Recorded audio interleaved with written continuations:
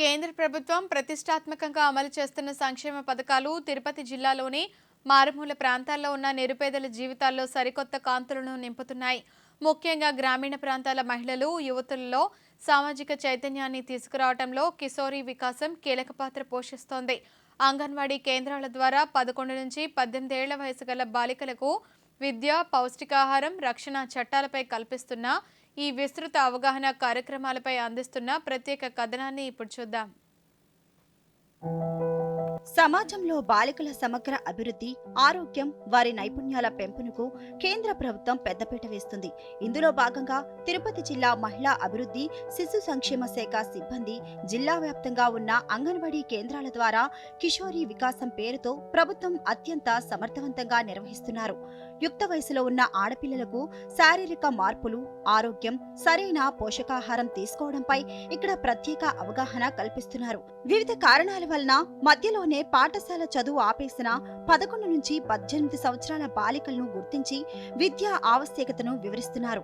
వారిని తిరిగి పాఠశాలల వైపు మళ్లించి దేశానికి బాధ్యతాయుతమైన, విద్యావంతులైన పౌరులుగా తీర్చిదిద్దేందుకు ముమ్మర ప్రయత్నాలు చేస్తున్నారు. అంతేకాకుండా రక్తహీనత బారిన పడకుండా ఉండేందుకు సమతుల్య ఆహారం, ఐరన్, ఫోలిక్ యాసిడ్ టాబ్లెట్ల పంపిణీని కూడా ఈ కేంద్రాల ద్వారా పర్యవేక్షిస్తున్నారు.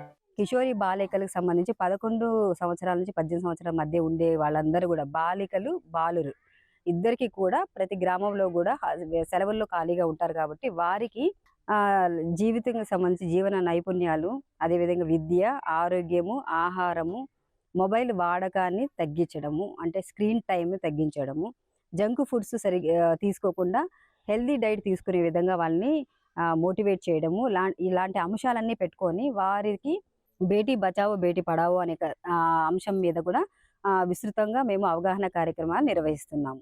అంగన్వాడీ టీచర్లు వచ్చి చదువు గొప్పతనాన్ని తల్లిదండ్రులకు వివరించి మళ్లీ పాఠశాలల్లో చేరేలా సహాయం చేశారని, అలాగే హక్కులు, వేధింపుల నుంచి రక్షణ, పోక్సో చట్టంపై అవగాహన క్లాసులు ఎంతో ధైర్యాన్ని ఇచ్చాయని విద్యార్థులు తెలిపారు. ఈ రోజు మా ఊరిలో కిశోరి బాలికల ప్రోగ్రాం జరిగింది. మేడం వల్ల మంచి మాటలు విని నేను ఇంటర్ వరకు చదివాను, ఇంకా చదువుకోవాలని అనుకుంటున్నాను. మేడం వాళ్ళకి థ్యాంక్స్.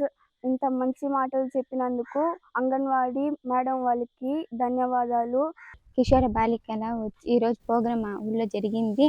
మేడం వాళ్ళు వచ్చి 10th వరకు ఆఫీస్ చదువు మళ్ళక్క చేయమని వాళ్ళు చెప్పినట్టు నేను చేస్తానని మళ్ళీ చదువుకోవాలనుకుంటున్నాను. ఇక్కడి నుంచి నేను 10th వరకు మంచి మాటలు చెప్పినందుకు మళ్ళక్క నేను చదివి మళ్ళీ ఆపుకుంటా చదవాలని కోరుకుంటున్నాను.